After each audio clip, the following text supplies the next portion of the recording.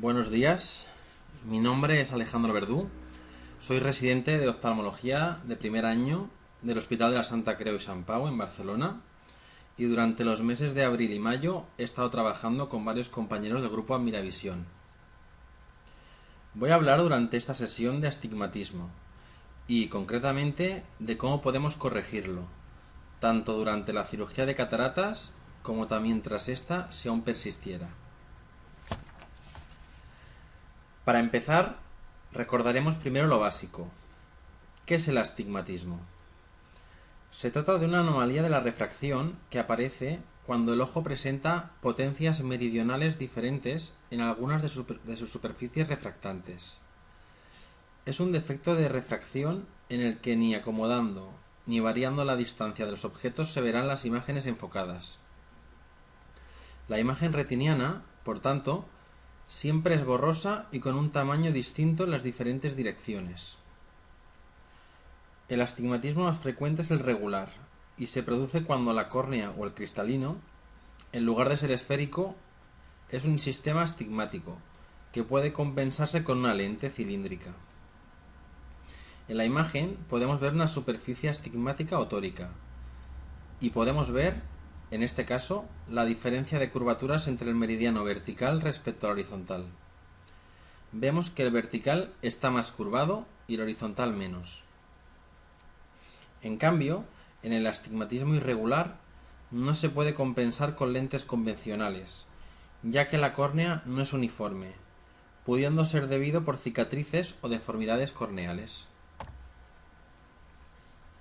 Aquí os presento dos ejemplos topográficos en el que podemos diferenciar entre cómo se vería un caso de astigmatismo corneal regular, viéndose el astigmatismo con la típica forma de pajarita, del astigmatismo corneal irregular, en este caso producido por un queratocono.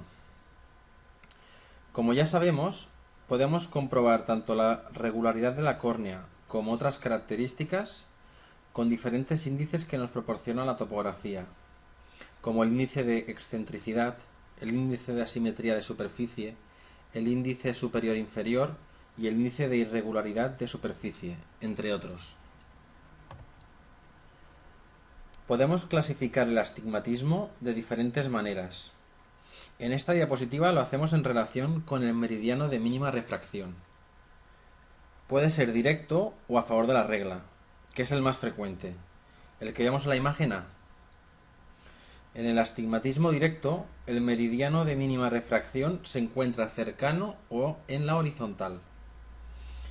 En la imagen B podemos ver el astigmatismo inverso o en contra de la regla, con el meridiano de mínima refracción cerca o en la vertical.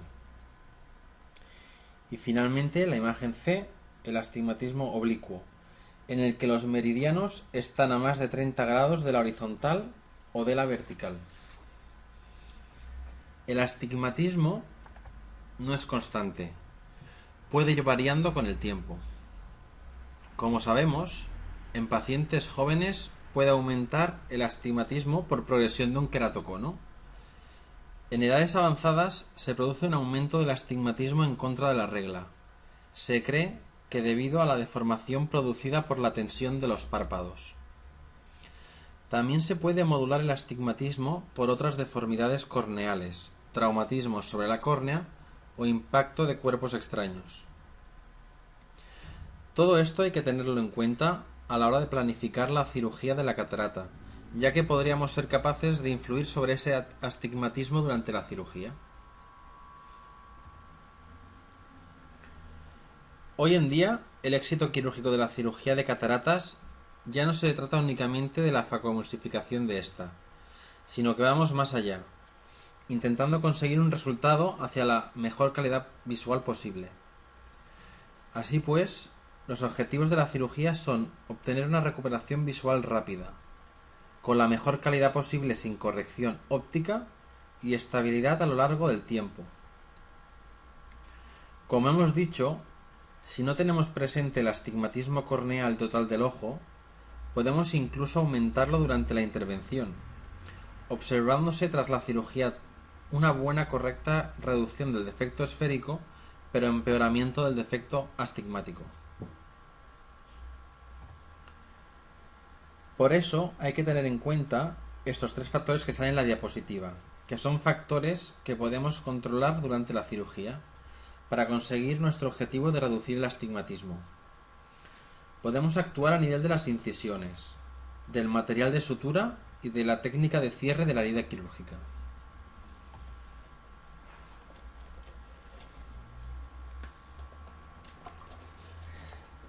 Como sabemos, las características de la incisión influyen directamente sobre el astigmatismo. Las podemos realizar en córnea, que son las que más utilizamos en la práctica clínica, o a nivel escleral o esclerocorneal.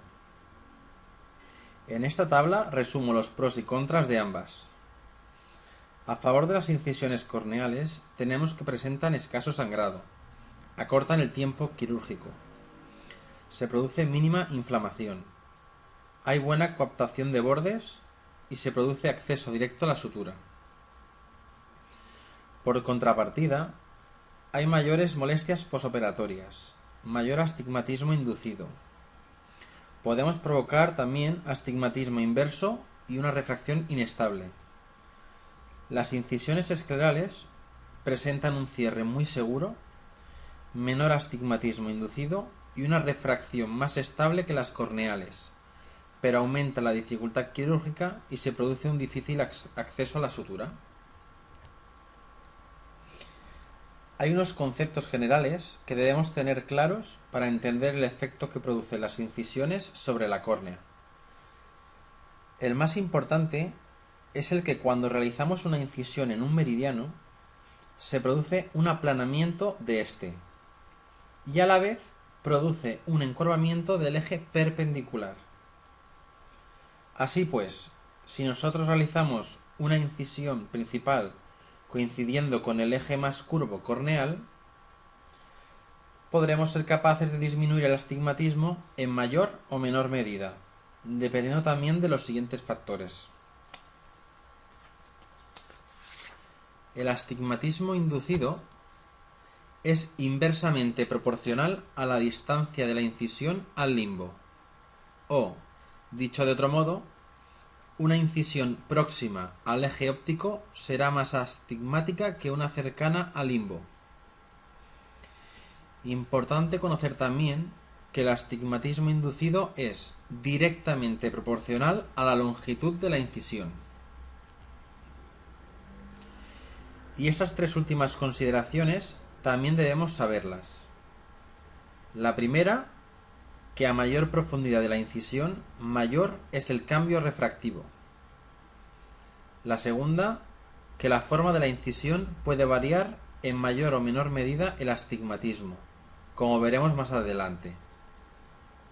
Y la tercera, que a mayor edad del paciente, mayor es el efecto astigmático, y esto es debido a la menor elasticidad de los tejidos.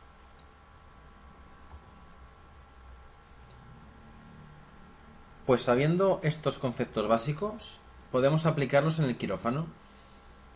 El número de incisiones, la profundidad, la forma, el lugar y el tamaño dependerán de cada paciente. Por lo tanto, hay cada vez más tendencia a realizar una técnica quirúrgica personalizada para cada caso. En el caso que el paciente no presente un astigmatismo apreciable o queramos modificarlo lo mínimo posible, ya bien porque queramos colocar una lente intraocular tórica, pues es importante realizar una incisión anastigmática, concretamente en la zona temporal de la córnea, o realizar incisiones ortogonales, que consisten en realizar dos incisiones del mismo tamaño a 90 grados la una de la otra para provocar un astigmatismo neutro. Es importante aprenderse que, como norma general, una incisión en el meridiano horizontal producirá menos astigmatismo que en el eje vertical. Otra razón por la que la hacemos en el meridiano horizontal, si podemos, es porque así, aunque induzcamos un poco de astigmatismo, al menos será aplanando el eje horizontal y por lo tanto incurvando el eje vertical, propiciando que presente el paciente un astigmatismo a favor de la regla, que en general suele ser mejor tolerado que el astigmatismo oblicuo o en contra de la regla. Entonces, volvemos a insistir en que en ausencia de astigmatismo o para no modificar el astigmatismo, podremos utilizar tanto las incisiones ortogonales como realizar la incisión en la zona más anastigmática, que sería la zona temporal. Cuando tenemos astigmatismos inferiores a una dioptría, podemos optar a realizar una incisión localizada en el meridiano más curvo para aplanarlo, como hemos comentado anteriormente. Para hacernos una idea del poder correctivo según el tamaño de la incisión, hay que conocer que para incisiones de 2 a 2,75 milímetros corrigen más o menos entre 0,25 y 0,50 dioptrías. Las incisiones de 3,2 milímetros corregirán entre media y una dioptría. Pero esto es un defecto aproximado que puede variar, ya que como sabemos, cada cirujano presenta un SIA diferente y se debe tener en cuenta. Para astigmatismos entre 1 y 2 dioptrías, podemos plantear utilizar incisiones opuestas perforantes. Consiste en realizar una incisión opuesta a la de la facoemulsificación, con el objetivo de relajar los dos extremos del meridiano más curvo. Importante, realizarla con cámara llena de viscoelástico, y lo recomendable por la literatura es realizarla tras el implante de la lente intraocular. Y como ya sabemos, podemos jugar con el tamaño de las incisiones o la distancia al eje visual, para producir más o menos astigmatismo.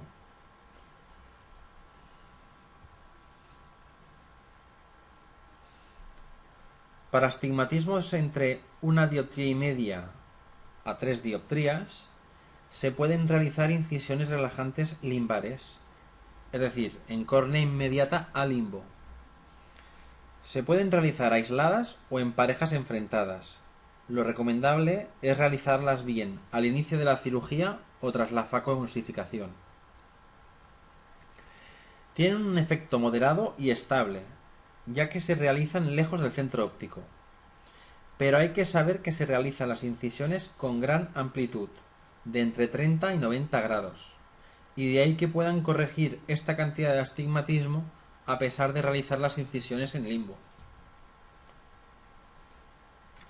Y finalmente, para astigmatismos superiores a 3 dioptrías, se puede optar a realizar incisiones relajantes corneales en media periferia.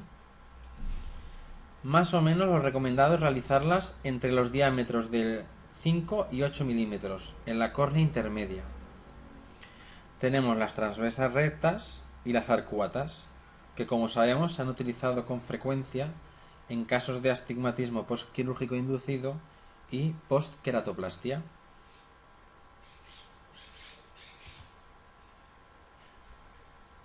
Respecto al material de sutura, las propiedades ideales que deben presentar son la manejabilidad, la resistencia, que sea atraumático, bien tolerado, persistente hasta la cicatrización completa y que sea absorbible. Como sabemos, hay diferentes suturas, pero las más usadas para suturas corneales son las de nylon 10-eros, ya que aparte de la alta seguridad del cierre y su buena tolerancia, dejando mínima reacción inflamatoria, presentan buen control del astigmatismo inducido. Ya sabemos que el nylon no es absorbible y que por lo tanto deberemos retirar los puntos más adelante.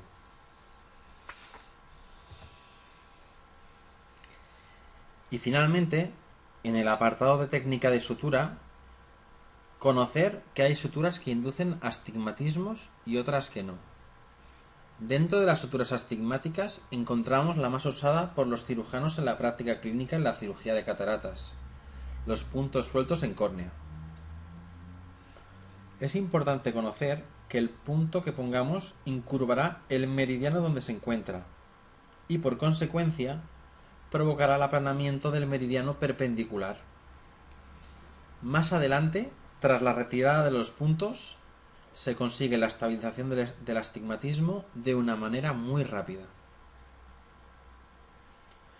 Otra sutura astigmática corneal es la continua, en la que se produce una distribución uniforme de la tensión, pero presenta un difícil control del astigmatismo y peor extracción de la sutura. Podemos realizar suturas que no provocan astigmatismo, pero que se realizan en esclera, como son la sutura cruzada e infinita. Actualmente no forman parte de la práctica clínica habitual, como sabemos, pero es importante conocer las características básicas de estas. La sutura cruzada presenta un cierre estable, escasa tracción y mínimo astigmatismo, pero por el contrario mayor tendencia al sangrado. Y la sutura infinita no genera tracción, pero puede provocar astigmatismo inverso y que no cierre completamente la incisión.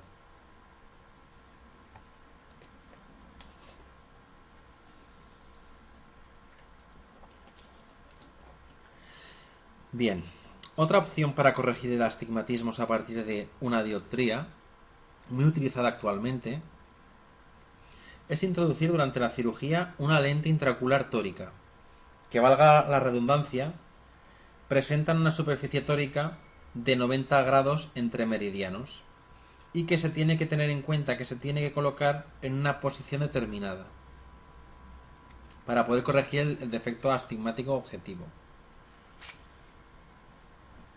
A la hora de calcular la lente intraocular tórica, hay que tener en cuenta que los valores entre mediciones pueden variar en algunas ocasiones. Entonces, para tener el valor del defecto de refracción que queramos corregir lo más preciso posible, es recomendable realizar al menos 3 mediciones consecutivas. También hay que tener en cuenta la correlación con el astigmatismo refractivo. Si difieren, se puede hacer un promedio entre la queratometría y la topografía. Y por último, también es importante saber que la determinación del eje en astigmatismos bajos es complicada y puede haber grandes diferencias entre diferentes mediciones. La valoración prequirúrgica pues debe incluir una topografía corneal, una queratometría, la biometría con el cálculo específico de la lente, idealmente con cada plataforma de cada marca o mediante fórmulas biométricas específicas para lentes tóricas, como por ejemplo la Barrett Toric Calculator, y también, por supuesto, necesitamos saber la refracción del paciente. Otra cosa importante a conocer es que la lente tórica corregirá únicamente el astigmatismo corneal, ya que nos basamos en el astigmatismo topográfico. Como hemos dicho antes, lo ideal es colocar la lente en una posición determinada para corregir el defecto astigmático, con una tolerancia de rotación de entre 10 y 15 grados. Pero como vemos en la imagen, que representa el poder correctivo de la lente según se aleja del eje, a partir de 30 a 35 grados de rotación, el efecto de corrección pasa a ser nulo, de cero.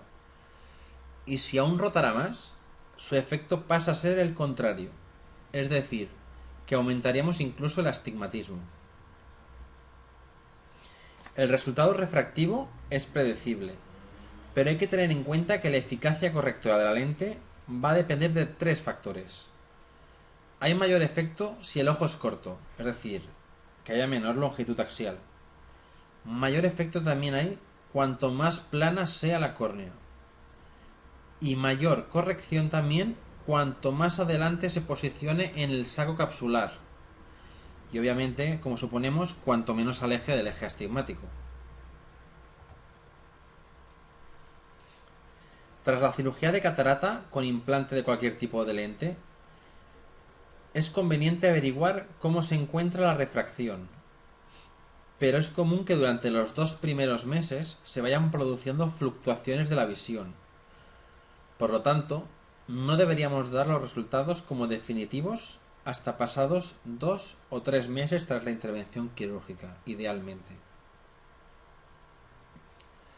Si persistiera un defecto astigmático considerable y hemos colocado una lio tórica, lo primero que debemos asegurarnos es que no haya rotado la lente, realizando un examen en la lámpara de hendidura y apoyándonos en pruebas de imagen, como en el Pentacam, y si es el caso, entrar de nuevo a quirófano para recolocarla. Pero si no es el caso, tenemos diferentes opciones para corregir el astigmatismo postquirúrgico. Podemos actuar desde recambiando la lente si se comprueba que ha habido un error de cálculo de esta. Podemos realizar incisiones o suturas, aplanando o incurvando la córnea según topografía, como hemos visto anteriormente. Otras opciones muy utilizadas y muy útiles en caso que haya defectos esféricos residuales asociados sería realizando un retoque con láser extímero. O podemos introducir una segunda lente en sulcus, conocida como lente piggyback, que hay diferentes tipos, como la Sadon y la Sulcoflex.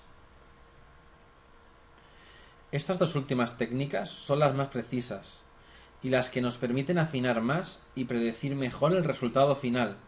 Por lo tanto, hoy en día nos decantaremos más por realizar un LASIK, por ejemplo, o introducir una piggyback, antes que realizar suturas o técnicas incisionales, si las pruebas oftalmológicas del paciente lo permiten. Y hasta aquí la sesión. Hemos repasado un poco las diferentes maneras de clasificar el astigmatismo.